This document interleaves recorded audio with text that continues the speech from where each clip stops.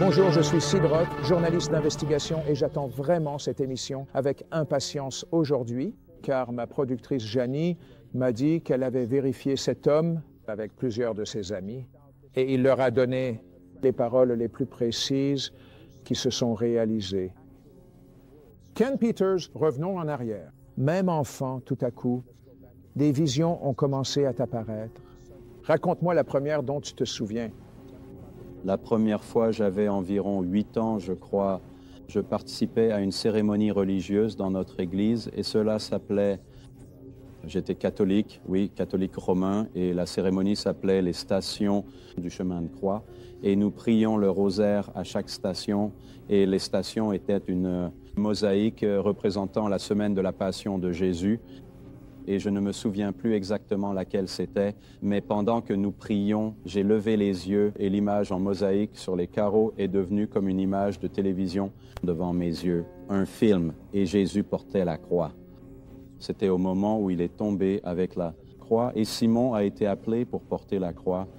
Je veux dire, est-ce que c'était comme si cela se passait vraiment devant toi, ou bien c'était juste comme une image à la télévision? C'était très réel. Je n'avais jamais vécu quelque chose comme ça, donc c'était très étrange au début, mais très réel. C'était comme si j'étais presque là, en train de regarder cela se produire sous mes yeux.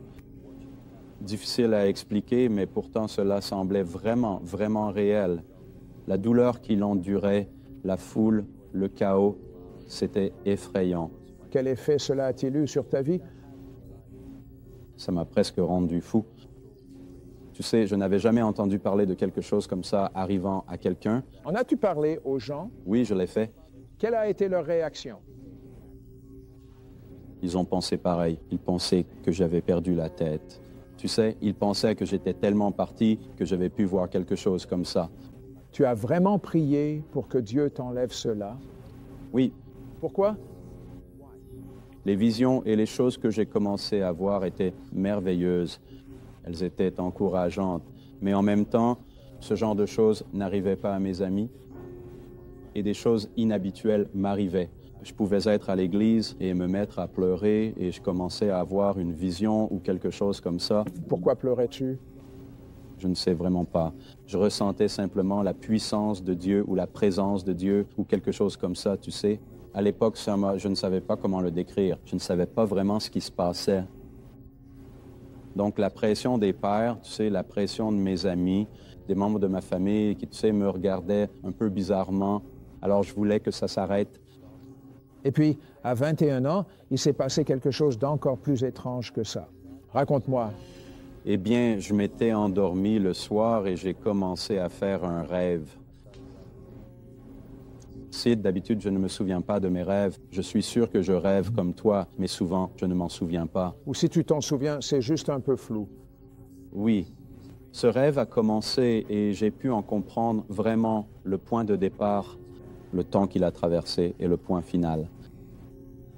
C'était un rêve qui portait en gros sur la fin du monde, du moins tel que je pouvais le comprendre à l'époque.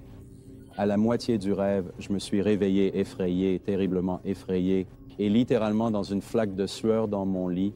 En as-tu parlé à ta femme? Oui, je l'ai fait. Et elle m'a dit que je faisais un cauchemar. Eh bien, tu en faisais un, d'après ce que tu m'as raconté. C'était vraiment effrayant. Je me suis réveillé et je ne savais pas vraiment quoi faire. J'étais plutôt rebelle à cette période de ma vie. Alors prier, faire ce genre de choses, ce n'était pas dans mes habitudes. Mais quand je me suis levé et que j'ai commencé à faire les 100 pas dans le salon, j'ai vraiment ressenti fortement que je devais lire la Bible. Mais je ne lisais pas la Bible. Mais je croyais que tu étais catholique pratiquant. Oui, je l'étais, mais je ne lisais pas la Bible. D'accord, donc tu avais au moins une Bible. En fait, il était environ 3h34 du matin. Je suis allé dans mon garage et j'ai commencé à fouiller dans les livres que j'avais en carton et j'ai trouvé une Bible que j'ai finalement ramenée dans la maison. Je me suis assis dans un fauteuil à bascule et j'ai pour habitude de toujours feuilleter un magazine en commençant par la fin. Alors j'ai feuilleté jusqu'à la fin et j'ai commencé à une partie appelée l'Apocalypse. Et je me suis dit, bon, je vais lire ça. Je ne sais pas ce que ça veut dire. Je ne l'avais jamais lu. J'ai commencé à lire peut-être 3, 4, 5 chapitres. C'est comme le livre de l'Apocalypse? Mais ce n'était pas écrit comme ça dans ma Bible, d'accord? Donc c'était assez étranger pour moi. Ce n'était pas écrit ainsi dans ma Bible. Je viens d'un milieu juif, mais ce n'est pas grave. Je n'étais pas sûr de ce que c'était. Vous savez, je ne savais même pas ce que voulait dire Apocalypse. Mais après un court moment de lecture, je me suis rendormi. Je me suis endormi dans le fauteuil et le rêve a recommencé exactement là où il s'était arrêté. C'était stupéfiant. Ce que j'avais vu, ce qui m'avait effrayé au point de me réveiller, c'était un être très malfaisant à l'avant de la porte de ma maison où les serrures avaient été changées. Quelqu'un avait enlevé les ensembles de la porte, la serrure et la poignée de la porte.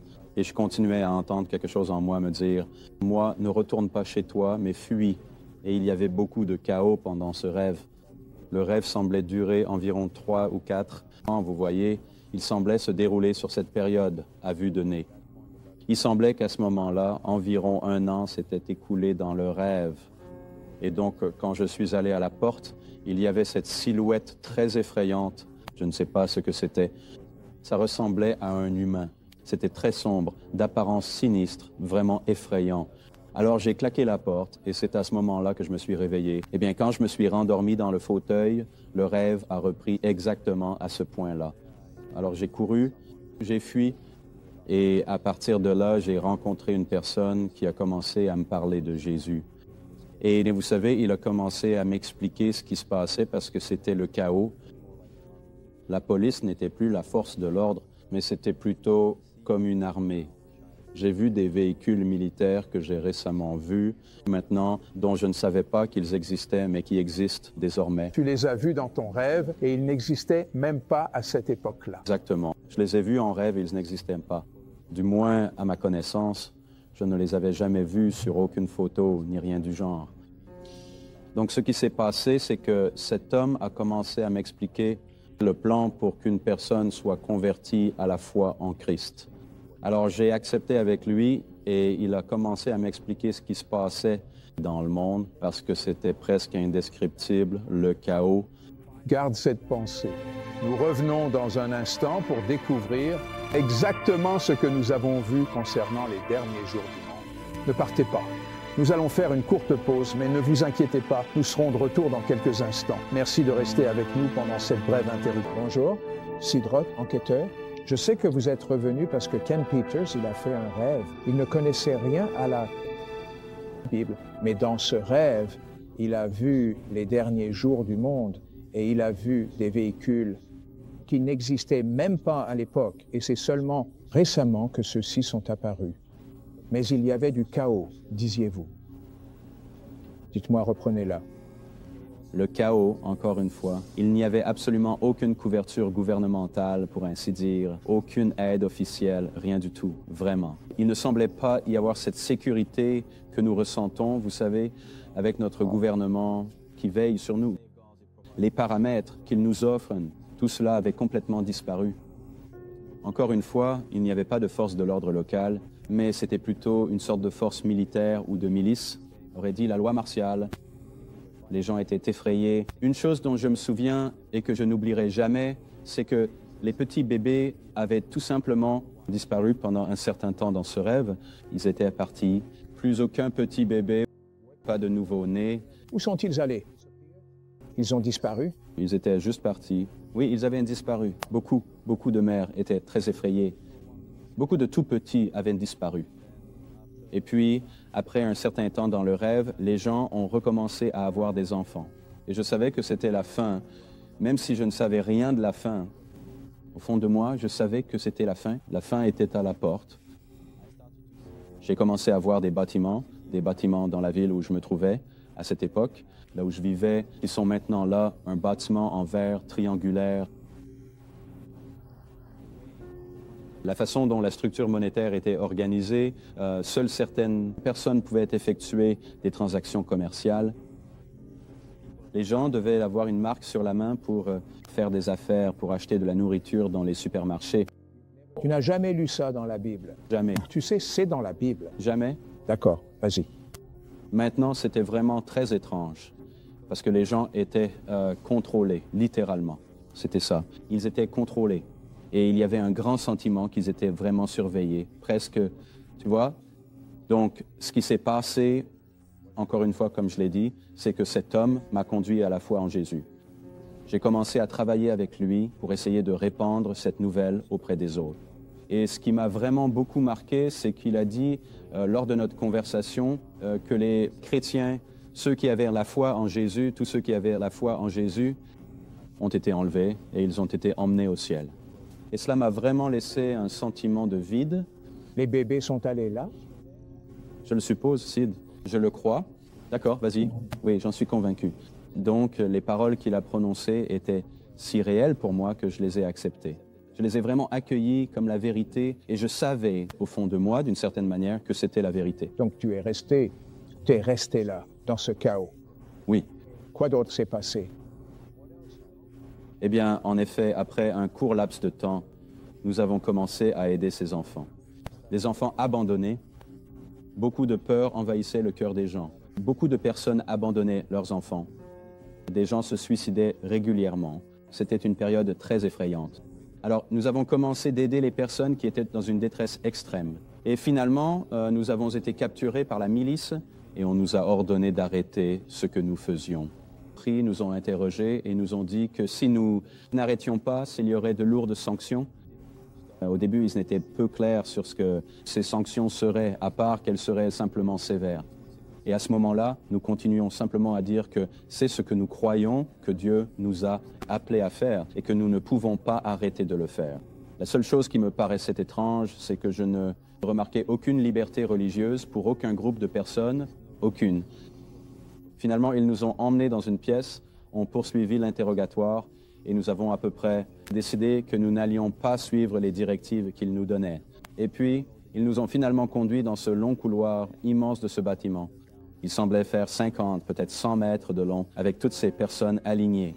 Nous savions ce qui se passait, mais chaque quelques minutes, ils prenaient une personne et l'emmenaient dans cette pièce. Et puis la file commençait à avancer de plus en plus près.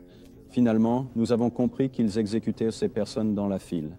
La porte s'était ouverte. Vous en file. J'étais dans la file. Mon Dieu, auriez-vous aimé être dans cette file? Auriez-vous aimé y être? Qu'auriez-vous fait? Vous auriez sûrement beaucoup prié, j'imagine. Bonjour, Sid Roth, votre journaliste d'investigation.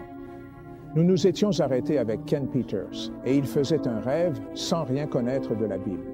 Et dans ce rêve, il est dans une file et il se dirige vers « Était-ce une exécution ?» Tu le savais? Oui. Eh bien, ce qui s'est passé après que de nombreuses personnes aient régressé dans la file, c'est que la porte est restée ouverte. Je ne sais pas pourquoi, mais la porte est restée ouverte.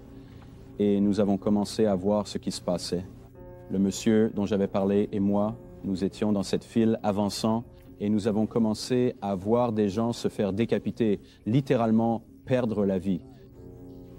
Et une grande peur s'est emparée de moi quand j'ai vu cela se produire parce que je n'étais pas sûr de ce qui se passait derrière cette porte. Écoute, il y aurait quelque chose d'anormal. Oh, Sid, la peur était indescriptible. J'avais l'impression que mon corps était parcouru de frissons extrêmes. Et tu sais, j'étais presque hors de moi.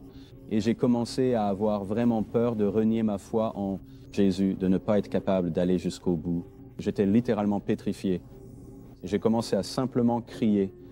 Je ne peux pas dire que j'ai commencé à prier. C'était plutôt un cri de désespoir parce que tu sais, tu vois, j'avais peur que si je reniais Jésus, alors qu'est-ce qui m'arriverait? Tu vois? Pour moi, c'était plus réel que la mort elle-même. Tu sais, j'avais plus peur du reniement, tu comprends? Alors j'ai crié et j'ai simplement dit, « Seigneur, s'il te plaît, aide-moi. » C'était une prière vraiment simple. Pas une prière classique, mais une prière sincère. Sincère, venant du cœur. C'est ça. Alors, dès que j'ai dit cela, Sid, j'ai senti quelqu'un me toucher l'épaule et je me suis retourné parce que quand on m'a touché l'épaule, j'ai ressenti la chaleur traverse tout mon corps. Encore une fois, j'étais presque, tu sais, mes dents claquaient presque parce que j'étais presque glacé par cette peur, une peur. Et quand cette chaleur m'a envahi, je me suis retourné comme ça. Et c'était Jésus qui se tenait derrière moi. Et tu sais, 1 million de pensées pourraient te traverser l'esprit si tu pouvais les expliquer en une fraction de seconde, mais je ne pouvais pas, sauf qu'une grande paix m'a submergé. Et puis il m'a parlé, il m'a regardé droit dans les yeux, il m'a parlé et a dit « N'aie pas peur, car la mort ne pourra jamais te retenir. » Et bien que je ne comprenne pas encore ce que ces mots signifiaient, j'allais bientôt faire l'expérience de la mort.